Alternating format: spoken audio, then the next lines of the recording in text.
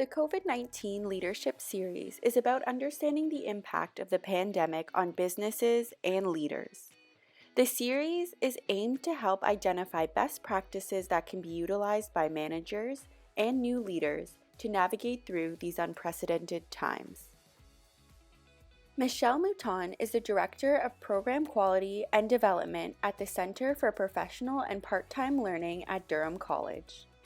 In her current role, Michelle is responsible for the development and ongoing success of numerous in-class and online learning programs and courses which encompass a full range from the initial development phase into management of ongoing teacher and program quality. Her work stems from her experience as a teacher and a program administrator with a deep interest in online and technology-assisted learning, which has been the focus of her experience for the past 10 years. While she has managed multiple teams, Michelle views her leadership strengths through the lens of thought leadership. Through thought leadership, she is able to guide and inspire within the post-secondary education landscape, and these transformative results are the most satisfying to her. In her spare time, Michelle enjoys time with her family and can often be found painting in her art studio on the weekends.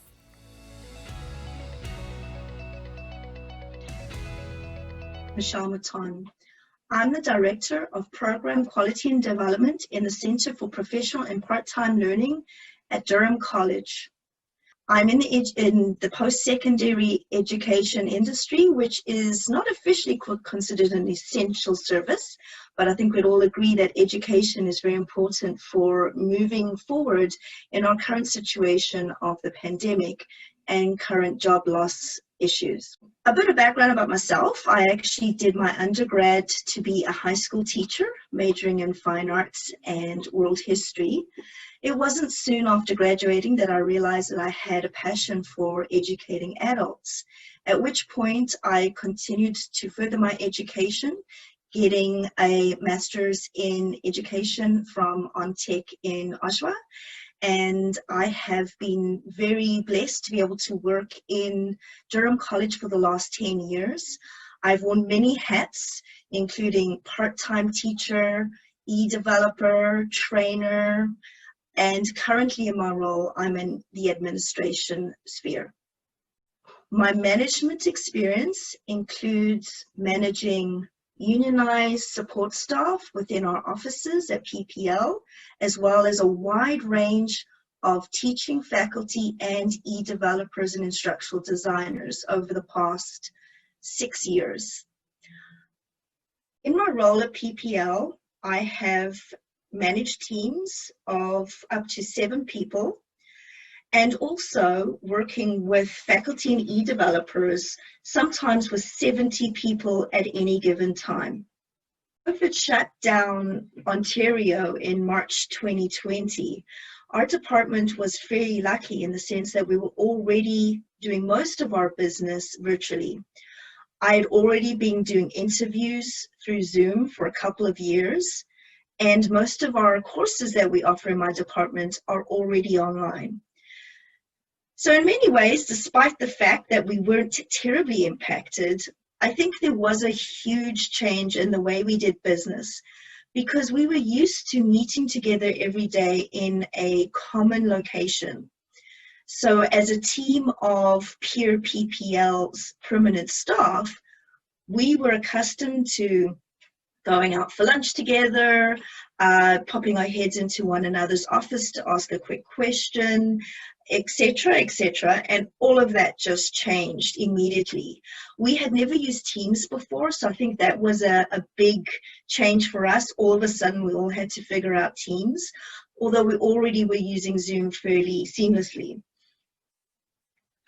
As wonderful as this technology is, and it works really well for things such as interviews and short meetings, I think we've really seen a struggle in group cohesion. There are so many moments in the day when you're in an office with various people that you'll just have those ad hoc very casual discussions. You'll ask someone about where they got their shoes. You'll ask them how their kids are doing, perhaps to let you know how their recent vacation was. And I think a lot of those conversations have unfortunately been negatively impacted by our current pandemic situation. That I've strived to ensure that our group remains cohesive is through morning briefs. So even though these meetings are every morning, that I've strived to ensure that our group remains cohesive is through morning briefs. So even though these meetings are every morning, and that seems like very frequent, I do find that a quick touch base on a daily basis, even if it's just to have a chat and see how everyone's doing, is a really good way to keep that connection. I know for myself that I need to have moments in my day that I'm not focused just on work, but that I'm also having those casual moments. And so I encourage it from my staff that we have a bit of fun, that we perhaps play a game or chat about family, or if we could go on holiday now, where would we go? Just to keep ourselves dreaming and having something to be hopeful about. I do believe that mental health is a very big issue right now.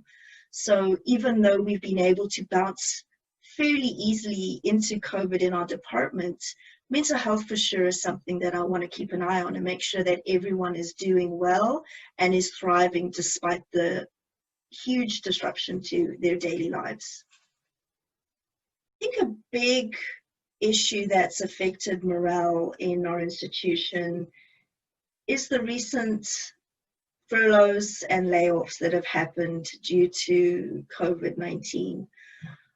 I know that our college is working very hard to be fiscally responsible and doing a very good job, but unfortunately, hard decisions have had to be made, and I believe those have been made with a lot of thought and compassion, but at the same time, trying to be fiscally responsible to ensure that Durham College continues to thrive and has a strong future.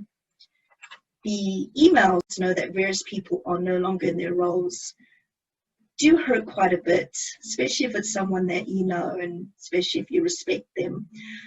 And I know that a lot of us are just feeling, I suppose, a sense of sadness and remorse that something has happened globally that has changed the way that everything that we do, and it's become really difficult to feel safe and secure because there is such a sense of the unexpected. There's an insecurity, and I feel that that is something that everyone's feeling. I don't think anyone can look at the next month, 2 months, 3 months and feel certain that there's nothing negative going to happen. Since COVID hit is a sense of real mental fatigue. And I think that's got a lot to do with the fact that we don't have transitions in our days like we did before. So for example, in the morning, I would get up, get ready for work, shower, do my makeup, make sure my bottoms match my top, which I don't do anymore, make sure my shoes look good, pack a lunch and get in the car and have that 25-minute drive. That transitioned me into being at work. Not only was there that transition, but throughout the day, there were transitions of going in and out of different spaces, going to meetings in different departments, coming back, being at my desk, walking away from my desk, popping in and saying hi to someone in the kitchen while I make a cup of tea. Life pretty much revolved around daily transitions. And at the end of the day, I was able to have a real sense of shutting down. Now, don't get me wrong, I think we all have to do a bit of extra work in the evenings and weekends, but it allowed me to at least mentally shut down from the I'm at work mentality, drive home, pick up some groceries, get the kids sorted with homework and dinner. And if I had to pop back on my laptop for an hour or so, it didn't matter. maybe put on some TV, or I'd at least be sitting in my comfy chair and with a cup of tea, and it felt different. Now with working virtually, there's a lack of transitions. I literally sit at my desk and stare at a screen all day. I get up to go and make a quick lunch, and then I'm back staring at the screen. And I really believe that those transitions are something that we're gonna suffer for not having. I think of transitions in a bigger way, not just in our daily lives, but also in our weeks. Every Friday at lunchtime, I used to get together with some colleagues and would go and have an hour lunch and chat about our lives. That was a great transition and a weekly routine. Think about weekends being so separate from our weekdays. I was home most of the weekends and away most of the week. Well, now I'm home, and home. Another transition are some of the bigger ones when I think about my colleagues and people with kids like I have, such as graduation, first day of school that wasn't anything like students have experienced probably in the last 100 years, being separated and masked and not able to really get to know their new friends in their class. And then we got transitions such as Halloween, those celebrations, Thanksgiving, where we get together with friends and family without even thinking about it.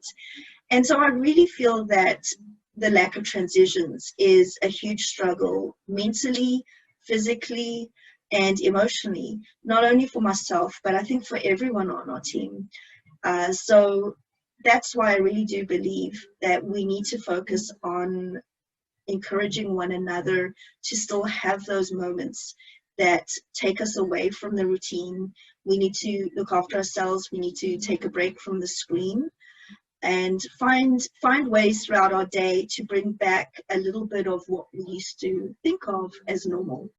One of the big things that's really supported me as an individual, especially as someone who likes to go out, I'm very social. I am definitely an extrovert. I like to talk. I also like to listen, but I definitely like to talk.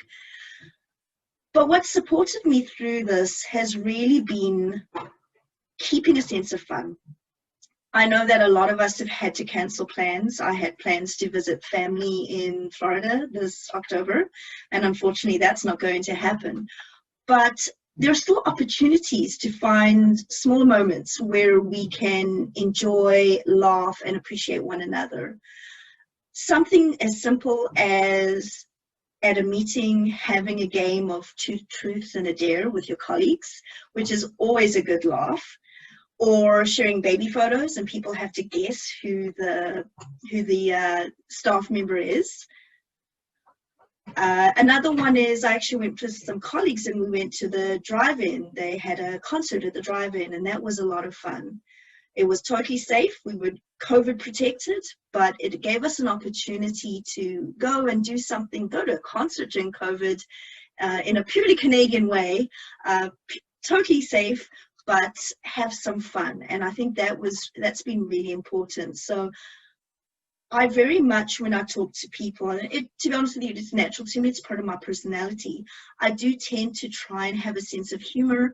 I try to look at the bright side. I'm a natural optimist. So I try to encourage people to talk about the things that they're doing on the weekend, what they're doing with their families, any fun activities that they're planning on in the future, really to focus on those positives. It's super easy to focus on the negatives right now because it's all around us.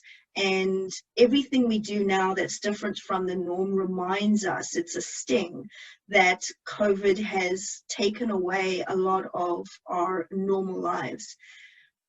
But there's a lot of gems still available, and there's a lot of things that we can look for. We can purposefully go out and look for opportunities to have fun, to be a friend, to be a compassionate leader, to listen to one another.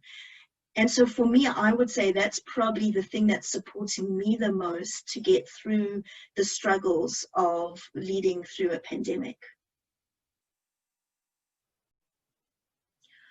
One thing that I've learned through this period, and believe me, there's many things I've learned, is just how diverse we all are. When we first had to start working from home, and I was just at that moment when I realized that this was going to become a long-term situation.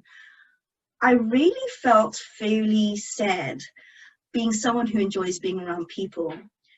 And what fascinated me when I started to reach out, because I always like to ask people how they're feeling, how they're doing, and I had an astounding response of people really doing well. And I had to keep asking for advice. Well, what do you do? What am I doing wrong that you're enjoying so much to work from home? And it really comes down in many ways, I think, to personality types and lifestyle. And it shows that there's no one particular way of working that's going to suit everyone. So while I maybe thrive and feel invigorated by working in an office, there's people that actually find that draining and exhausting. While working from home, where it's quiet and they can control their surroundings, supports them to be more productive and to have better, it supports them to be more productive and to have a better sense of well-being. So that's something that even when COVID is over, I'm going to keep in mind that people do need to have opportunities to work in various ways. It's not always possible, and I understand that sometimes we need to be in a certain space at a certain time. But there's other moments where we should allow people to make choices where it's feasible, of where they work, how they work, because I've had a resounding response. A lot of people have found that they've been way more productive working from home and more efficient, despite the fact that we may suspect that working from home leads to perhaps a little less work and a little bit more play. But I do believe the fact that we have appropriate, efficient digital tools to support the work we do, as well as regular meetings and touch bases with one another, that this has supported a very healthy and productive time, even if it was unexpected and not necessarily wanted.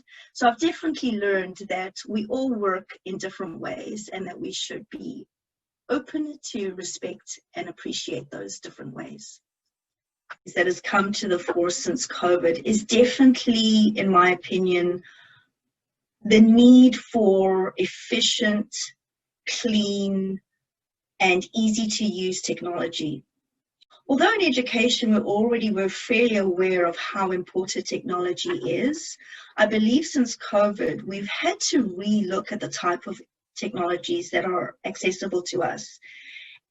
And there's an acknowledgement that we were relying on some technology that was perhaps out of date or created around an old paradigm.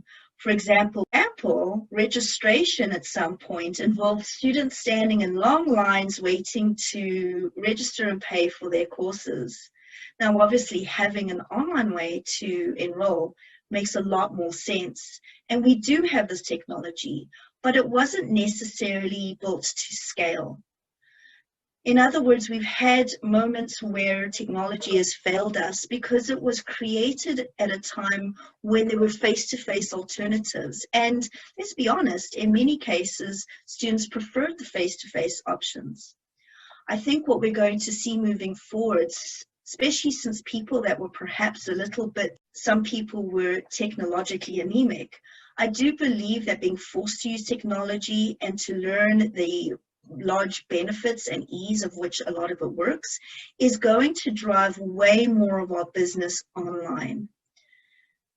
Being in the online education business, for me, this is something that I'm very excited to take the challenge on. For sure, online education is going to continue to grow, but I would like to see a lot more technology that supports this new type of teaching. And I've seen a lot of teachers on blogs and other websites bemoaning the many restrictions that current technology provides them. Keep in mind, those technologies were often created as an add-on, as a if you want to, but now they've become when you must. And so we're all living in a time where we must use ed tech, and it must work well, and our students must have access to good, strong internet and hardware and software. So I believe that priority is shifted away from making sure that the monitors in the classroom show all three colors, or that the audio is working when you play a video in a lecture hall. And it's really moved now to how do we transfer those moments into an online, whether it's synchronous or asynchronous environment. And I'm really excited because I've already seen many businesses and individuals coming up with innovative ways, workarounds for the current tools that we have. And I believe that over the next few months, we're going to see quite a slew of exciting opportunities for our educators and for our students to have a much more enriched and fulfilling online learning experience. The way I do work hasn't changed significantly since COVID, since a lot of my work was already online.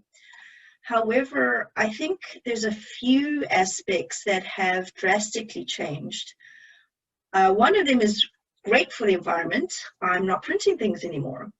I always had my finger on the print button, and that's partly because I have to do analysis and comparisons, and it really helps to be able to spread papers out in front of me in order to do that. So I'm really pleased for forests that less paper is probably being used. However, it also forced me to manage tasks and work with people in many very different ways. And in some ways, those ways have been a lot less tactile. So for example, for me, if I had been working on a project with a coworker, I would probably have a folder where I throw in little bits of information.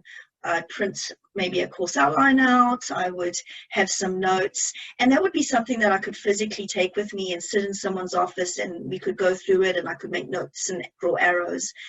And I think now the way that I gather information has become, in some sense, less rich.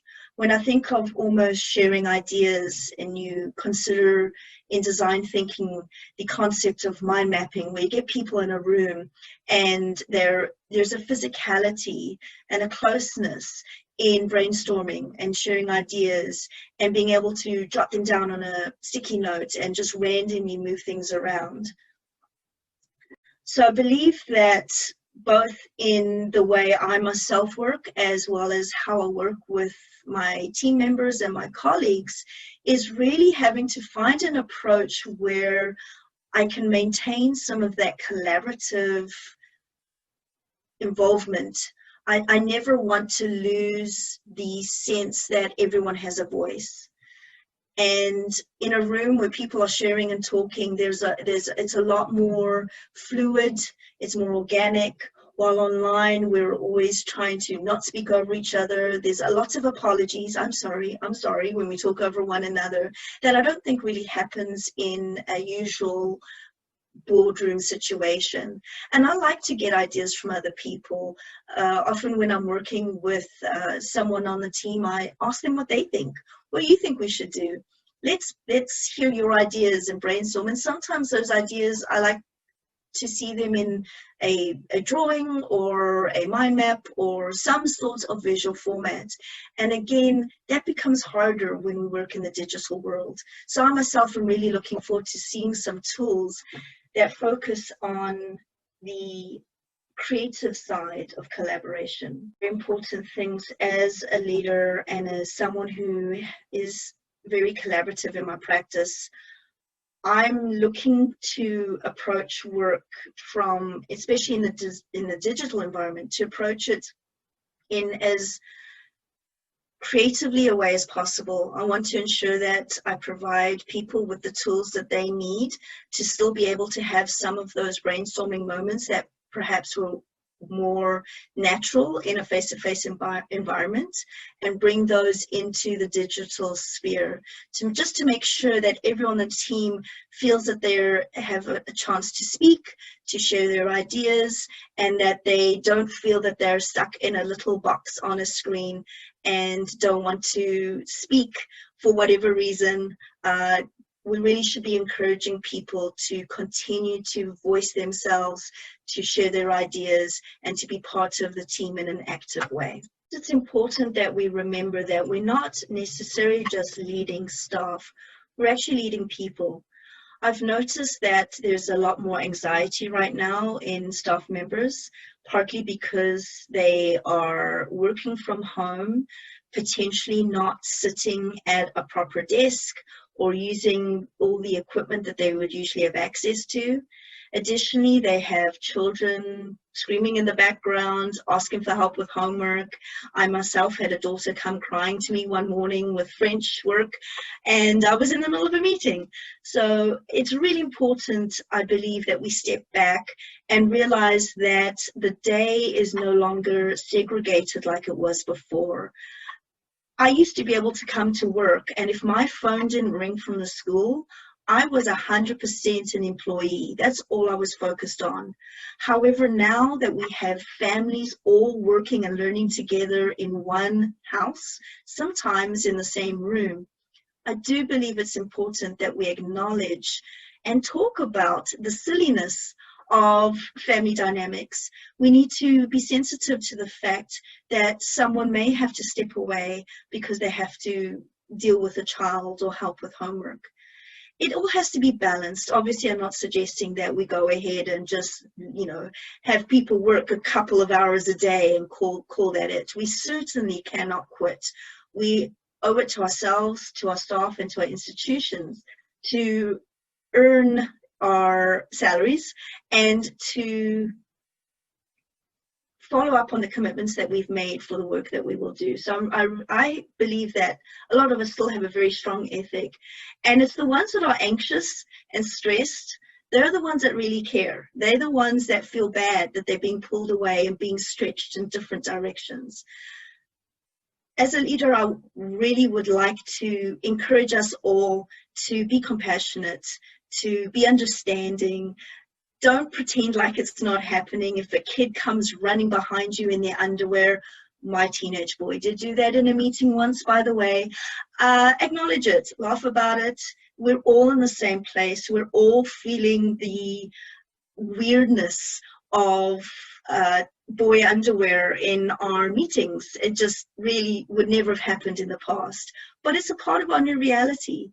And I think that by acknowledging it, by giving people space and being flexible, we're allowing them to take a breath, to not feel as anxious, and to work according to what their time allows them during their day.